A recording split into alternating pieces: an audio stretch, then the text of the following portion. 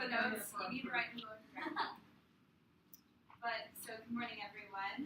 My name is Annie Mayer. For those of you who know me, you're likely more accustomed to me getting up in front of people and doing a song and dance routine. But in the interest of time, I will spare all of you that. And that is beside the point because my senior independent project this year is about what goes on behind the curtain instead of in front of it.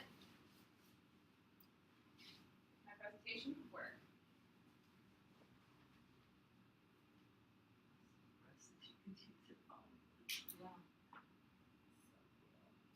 So the first step that we were assigned in our senior independent project this year was finding a thesis, which I found to be a lengthier and more difficult process than I had ever thought possible. So it ended in a lot of graphic organizers like this one, which is still hanging up on my bedroom wall. I haven't taken it down yet. But the conclusion that I came to with Dr. Hall's help is that what I wanted to do was determine what does it take for a high school student to put on a play. Because I wanted to cover all aspects of theater and not just one specific aspect. And so once I found that out, I could write out my list of objectives. Now, I'm not going to read all of these to you, but the ones that I've been focusing on for this semester are learn about the business aspect of theater and apply that research in order to create my own campaign to raise funds for the production of the play, and record and share the process of the play's production with the public through blogging, videos, and more. And so one of the first things that I wanted to research for this project is basically what are the real-world applications of theater, which I'm going to address in just a moment, but I wanted to show all of you where I've been keeping my work for the year. This is the blog that I created, and so I'm going to give everyone these. These are business cards that I printed up with the blog's IP address, and if you'll flip them over, you'll see that there's QR code. And so if anyone has a phone right now, I would invite them to pull it out and scan it, and I have an iPad if anyone would like to try it out. So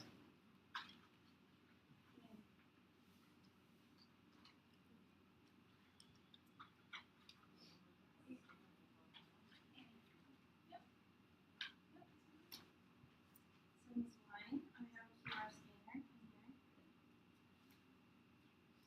So just zoom in on the QR code right there. Excuse me, can you show it?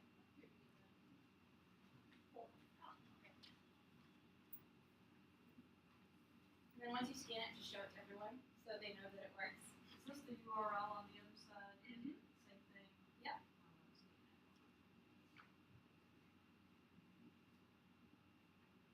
And so I'm going to go ahead and actually play the vlog that I made for yesterday's blog post.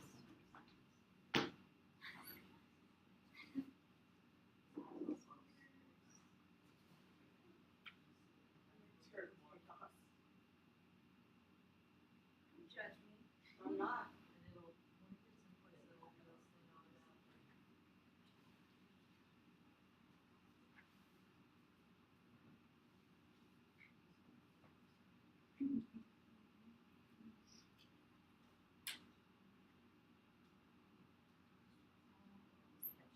So, hi everyone. It is Wednesday, December 17th, but more importantly, it is the halfway point on midterm week.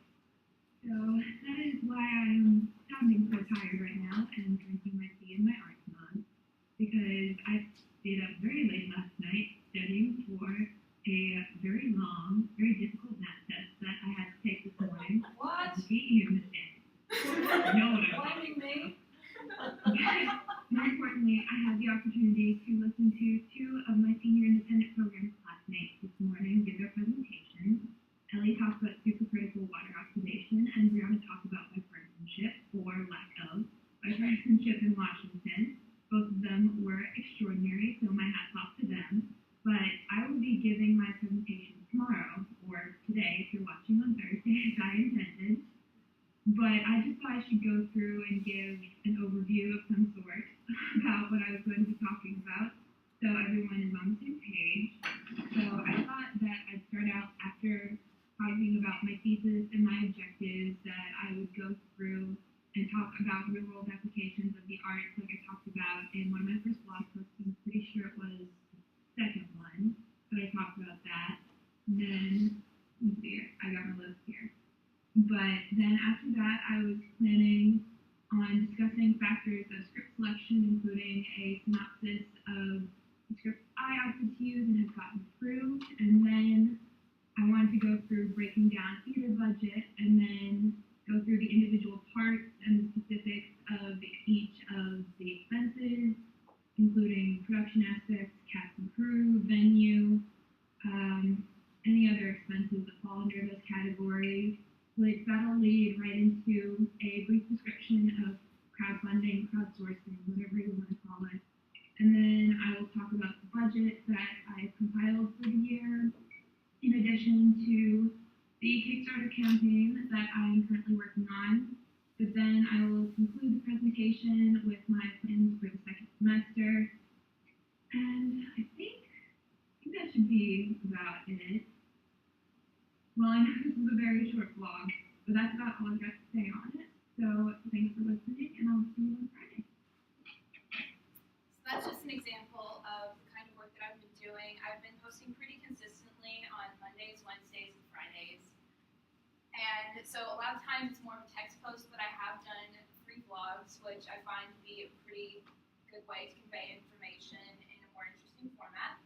So I'm going to jump back to the presentation here. So what I wanted to do before I even started this project was to make sure that I was going to be spending my time wisely on something that would apply in several different fields and not just one field. So I like to say that theater has real world application. I can answer yes, resounding yes, but I wanted to make sure that I wasn't the only one who thought that. So I went through and I actually found countless articles on the internet about the real world applications of the arts. One of my favorites was by Kevin Dom, which is 4 leadership lessons in the arts. He cites these 4 things as key skills. And one of my favorite quotes from the article was, "Artists live and die by their dependability, yet non-artists consider them flaky and irresponsible. Individual performers with both big and small parts are inherently motivated to bring up the entire company." And through saying that, I felt as though in theater you are trained to take responsibility for all your work, on stage, off stage, wherever you may be, because you represent the entire company. It's not just you. But also, another thing that I found very interesting is many schools actually require their business majors, their master's business majors, to go through and take courses in theater before they are allowed to graduate with their 5-year degree, just because of the applications of the arts. And then, so script selection. This happened a little bit later than I had intended. And I actually did this after a lot of the work you're going to see, but it made more sense chronologically to put it here. Because, as I found, it's more important to find a script before you can actually start working on budget things so you know what to budget for. So, I was going through, and a book I've been using quite frequently is A Stage Director's Itinerary, which is an awesome, awesome book. They go through and they cite these aspects as important factors of picking a script. So the first one is personal taste. If you're going to be working with a script for a while, you should like it, because if you're passionate about it, it'll show through in the work, but the opposite is also true. I chose The Long Red Herring by Pat Cook. It's a comedy thriller. It's actually very reminiscent of Agatha Christie, but I chose it just because of the strong reactions that I had to it just sitting in my bedroom and reading it, because I thought if I have these strong reactions just reading it, imagine what people will think when they see it happening right in front of them. Second is available talent. So since we go to Prez, I'm quite familiar with the problem of not being able to find enough males for shows, but that's the case in every place that they do theater. Is you can't go off of the prayer that dozens of men will show up to a call or dozens of women will show up to a call, because you have to pick a play that has the majority of the kind of actors that are going to show up. But this also refers to the level of experience that you're getting to audition. Like, say I was doing an all freshman cast, I wouldn't pick something like Hamlet or or the glass menagerie, because that's too dense and they don't have enough experience to handle something like Shakespeare.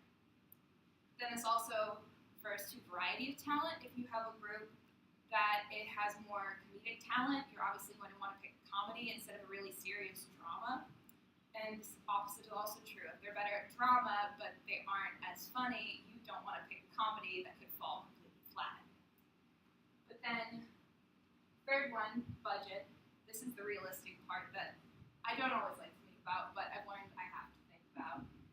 So, limited budgets, they shouldn't define what you can and cannot do, but it should be taken into consideration because oftentimes if you're doing a musical, the rights alone could cost you up to $1,000, maybe more, which is why I picked, again, small play. So the rights for this run at about $65 a performance.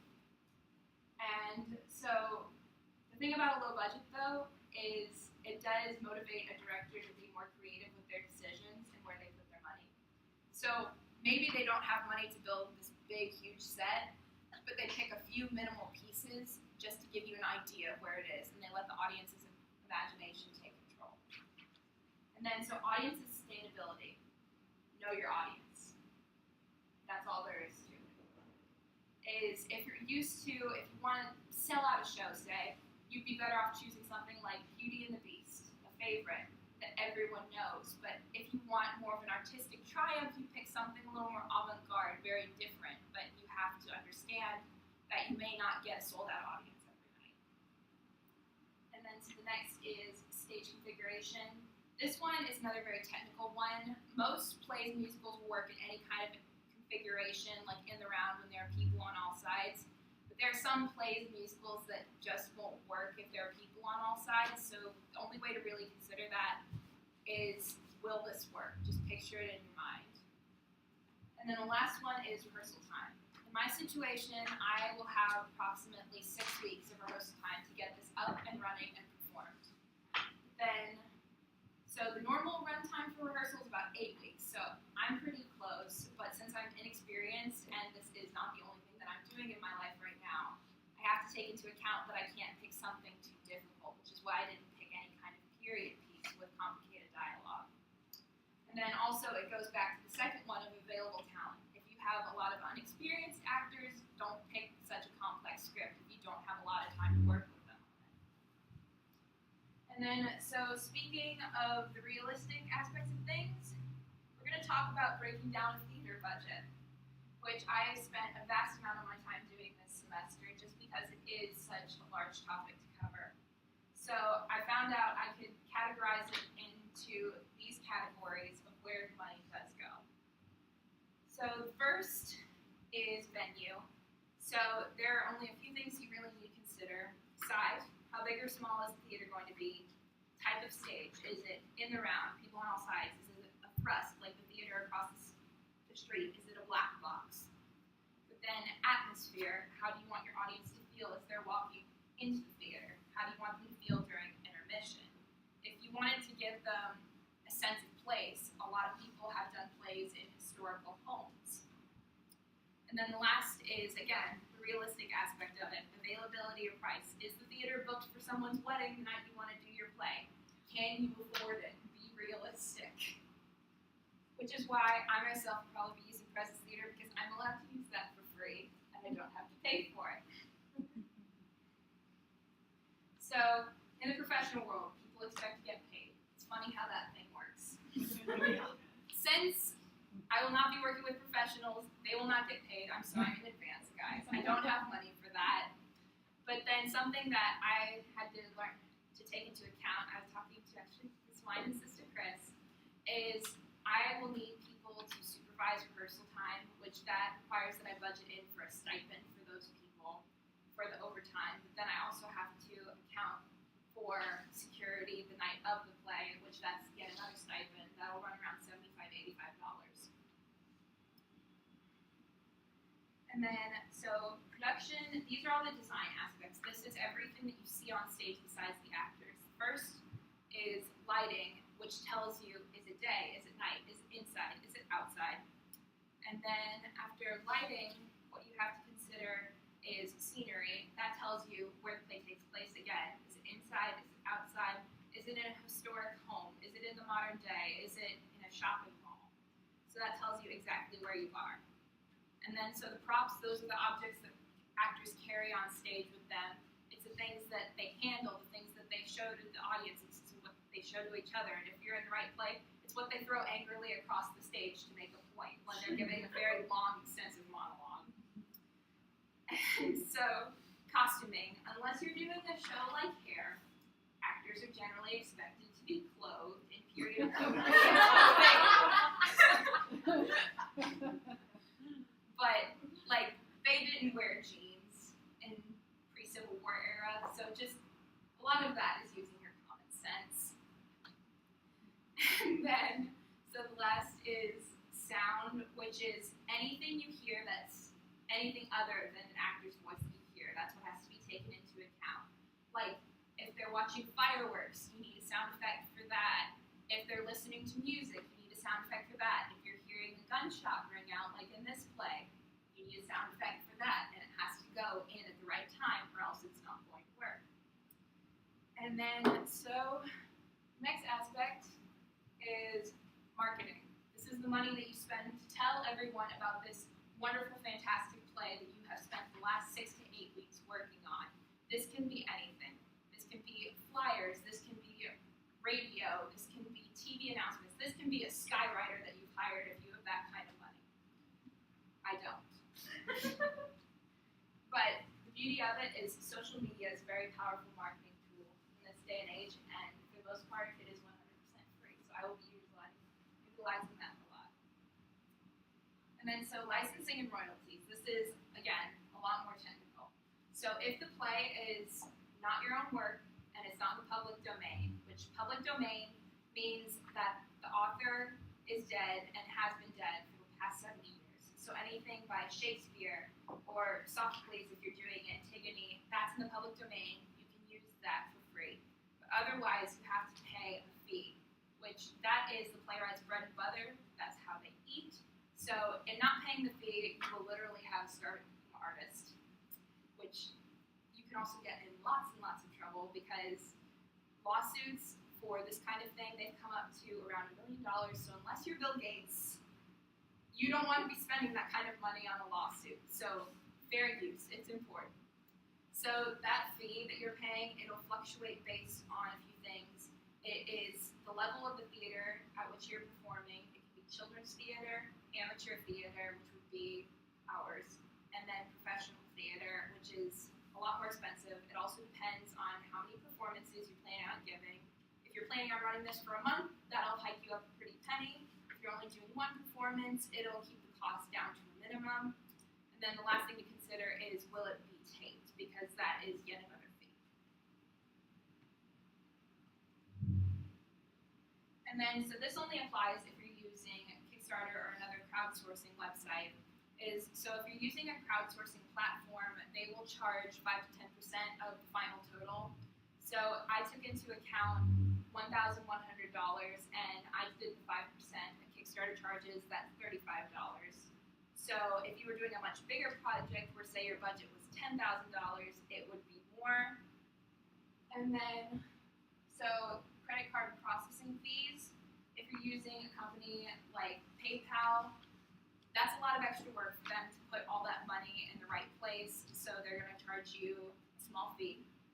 And then this is, again, only if you're using a crowdsourcing platform. You have to take into account the money that will be spent on backer rewards.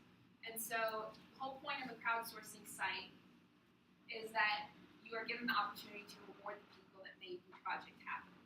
And you can reward them with lots of different things. Like, there are several different varieties, like I have listed up here. They can be small things, like Polaroids of rehearsals. You can offer to take someone backstage and show them all your scenery and props. Or, you know, if you're making a movie, if that was your project, then you could say, hey, you donated this amount of money, you can have a walk-on role in my movie. You're welcome. Which that takes us right into crowdfunding. This is an unfamiliar term to some people, which is why I thought I'd define it for all of you.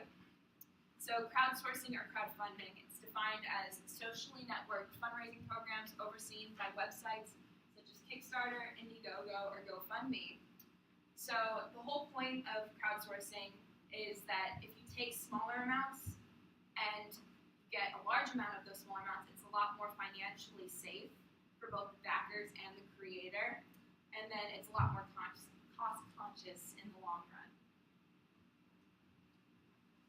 So stretch budgets. This is another key word that you'll hear a lot on websites like Kickstarter, Indiegogo, and it's basically the person, the creator, saying, this is what I can or and will do if I surpass my given total, which this is a nice little screen cap of all the budgeting that I've accounted for, where all the costs will go.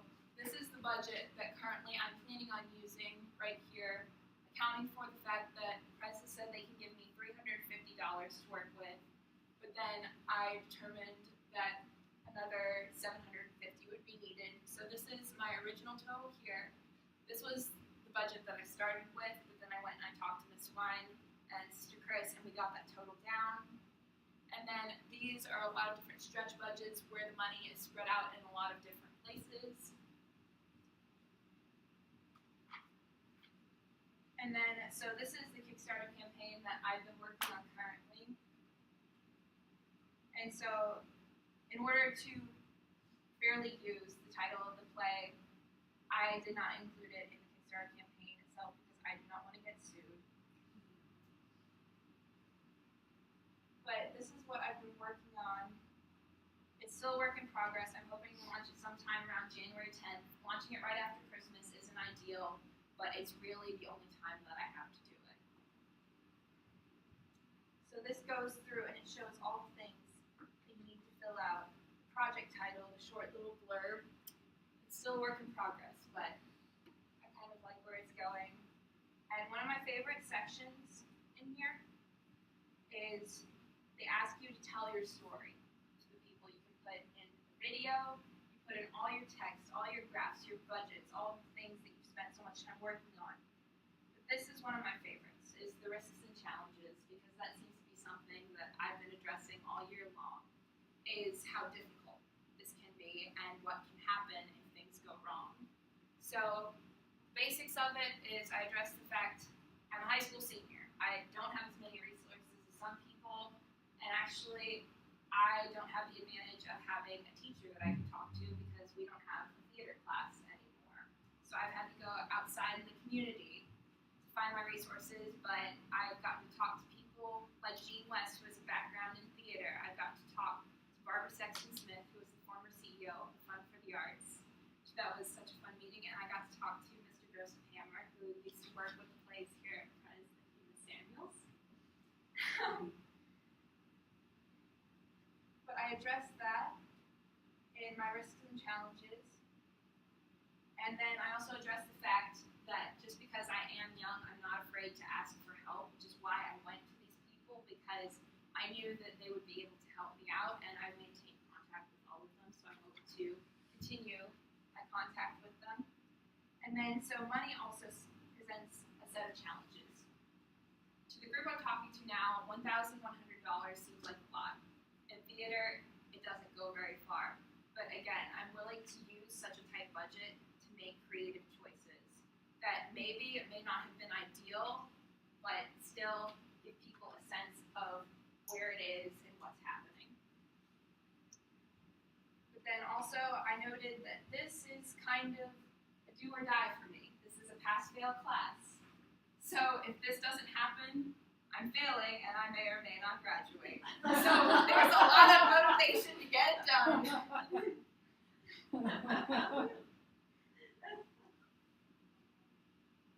So if that's not motivation, I don't know what is. Because I would really like to go to college as much as I love it here. So finally, in conclusion, my plans for the second semester. I'm going to complete said fundraising campaign. I hope to launch it around January 10th. And then, so that will be complete about halfway through February because I plan on making it last for about 30 days. And then, so in that time, I'm going to be researching the design aspects of theater, how to carry it out in the most minimal way possible while still giving a certain kind of atmosphere. And I will be casting the show on, I believe it was February 29th was the day that pops out of my mind. It will be a Monday, and I will be leaving for senior retreat at the end of that week, but it needs to happen because I cannot push it back any further. And then, so after that, it's going to be rehearsal. It's going to be a lot of rehearsal. I've been working on a schedule. I'm trying to give everybody Fridays off because I know I don't like having rehearsal every single day, especially in the midst of all the academic work that all of us have to do.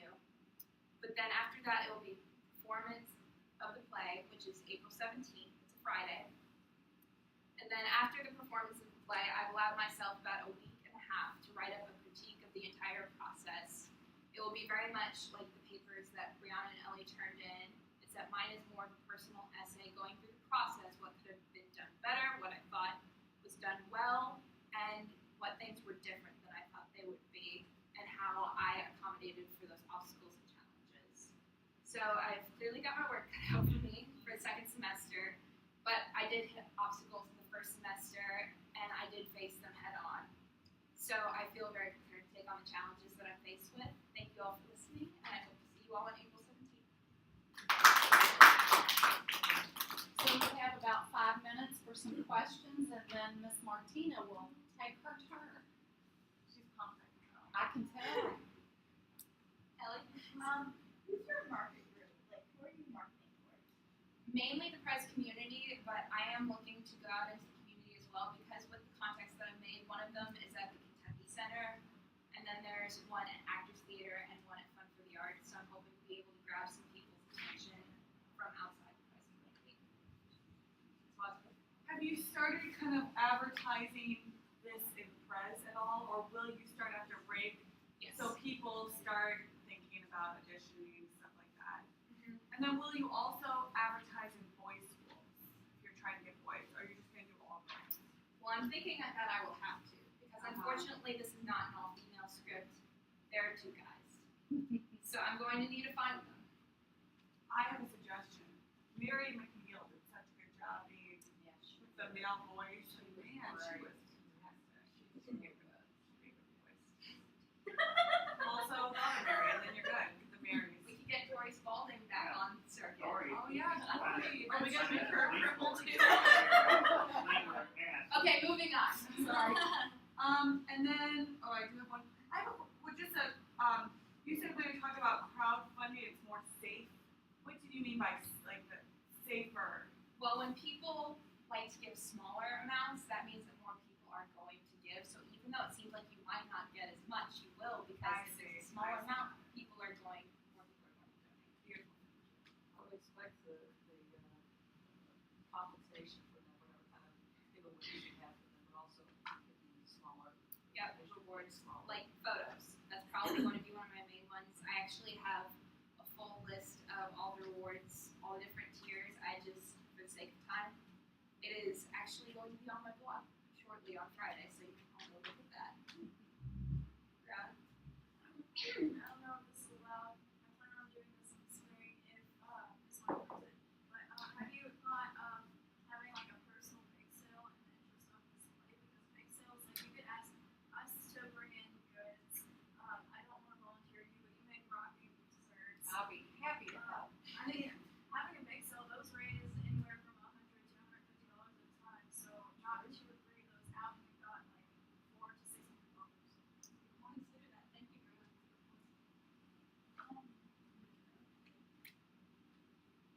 Probably have time for maybe 1 or 2 more, Annie, real quick, like, so we can get Martina on. I have a question, and I may have, as I'm thinking through it, may have covered early on. We talked about publicity. Do you have anything budgeted for publicity, either for radio spots or for any kind of, and if it was covered, fine, that was just something that. Yes, I do. I budgeted roughly $45. That's not a lot, but it's enough to pay for certain kinds of print materials. Again, I plan on using social media because for the most part that's free. I'm going to talk to Ms. Errol about using President's Facebook page, put it in the record. Probably put it Leo church actually bulletins, does a lot of too. spots like that for cheap. Good idea. Thank you. I figured you probably had, but I couldn't. Okay, I have a couple questions. Are you going to make like a personal, like Twitter page and Facebook page and what's the other stuff? Not MySpace, but like pages like that.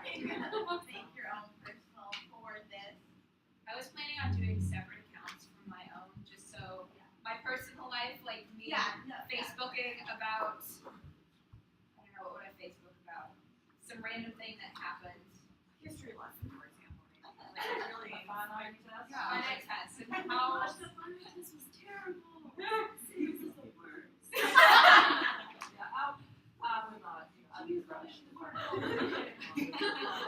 But that's the thing, my professional persona, the idea is I want to keep that separate from my personal persona because I think any one of you can agree that my professional persona is very different from the person that you see every day. Are you going to be able to use some of the sets and costumes that we already have? I'm hoping so. I know the Pres has a lot of old furniture and storage from past plays, and I'm hoping that I won't have to build a lot of scenery. And I know that this takes place like in the present day, so I'm hoping that I might actually get people to bring in some things from their own home and kind of create their own character with it. I know you've got to get together the cast and everything, but are you gonna also have to have a fairly large crew for this? I don't think I will need a very large crew, but I will definitely want. My concern is that people are going to come and audition, but not everyone's going to be able to get in since it is such a small cast. It's only about 8 people. But those people I'm hoping to recruit, it's actually called a street team. That's the group of people who are responsible for going out in the community and marketing. So I will need a very large street team, and I will still need a crew to put everything together and be there as a run crew. Okay, thank you. Well done. Martina, Mine is definitely not gonna be as advanced as that. but yours takes time. Yeah. Mine Mine took a will be very much long more time. exciting at the end of the year. No, Yeah, I I promise. promise. Are you sure? That's what I'm You said within your time limit. saying. 7 to 10 minutes. No, the final, I mean, this is considered the final, 20 to 30 minutes. Right? Technically not my final, but Well, it is for this semester. The problem is, we didn't know, with the time thing, we just didn't know how it was gonna look. So we live and learn, and 20 to 30 minutes is fine. Well, that's written on there, so that's what I'm looking Yeah, I mean, that's, She was Well, mine is not gonna be She was 20 to 30 27. well, I also told them 7 to 10, so I mean, I think Either way, it's fine. it's kind of a learning curve for us too, like what does a We were presentation pulling look our like? numbers just to. Yeah, 7 to 30 minutes.